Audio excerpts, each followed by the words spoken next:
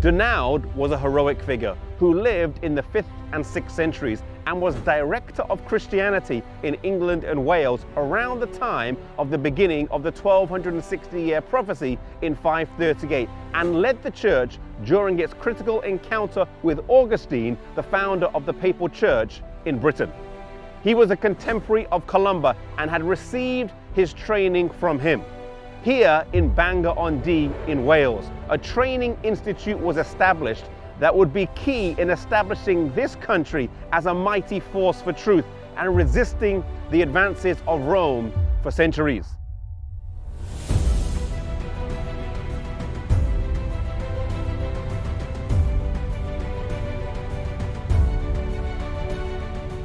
The school here in Bangor was not a small one with just 20 or 30 students, but it would have had hundreds and at times thousands of students. There was one particular story. Soon after, the leaders of the Celtic Church had met with Augustine and rejected his teachings and authority, when 1,200 ministerial students from this school were slaughtered.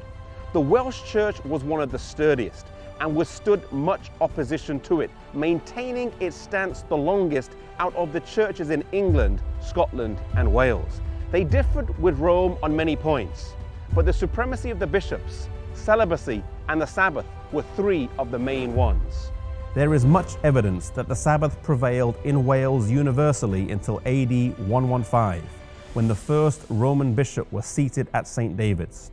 The old Welsh Sabbath-keeping churches did not even then altogether bow the knee to Rome, but fled to their hiding places, where the ordinances of the gospel to this day have been administered in their primitive mode without being adulterated by the corrupt church of Rome.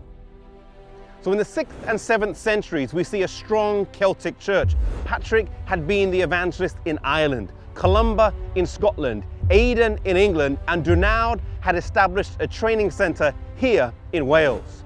But the gospel would flow from these shores over to Europe through the ministry of a man called Columbanus. He was trained here in Bangor, and he would carry the light to France, Switzerland, Germany, and Italy, establishing training centers on the continent.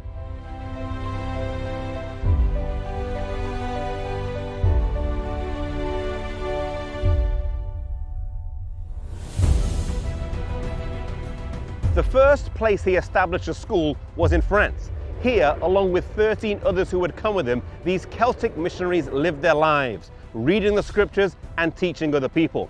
No longer did the youth of the land have to travel to Ireland, Scotland, or Wales to receive training, but right in Europe they could receive an education of the highest standard.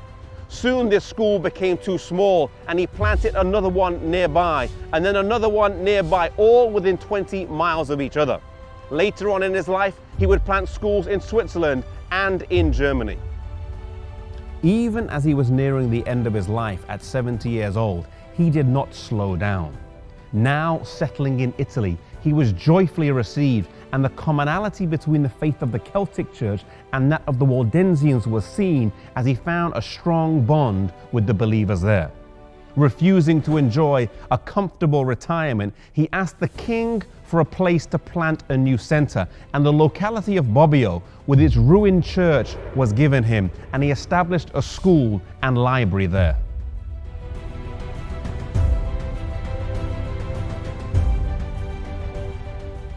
He died 1 year after founding the school in Bobbio, Italy, in the year 615 at the age of 72. He lived a faithful life, learning the gospel here in Wales, and then dedicating his life to the spreading of the gospel in foreign lands, setting up mission institutes all over Europe.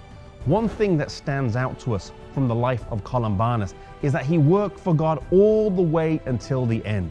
He didn't enjoy an easy retirement, but he kept pressing on. No matter who we are, whether we work for the church or whether we don't work for the church, whether we are employed, whether we're unemployed, whether we're old or whether we are young, let us be faithful to God wherever we are, using the talents God has given to us all the way until the end.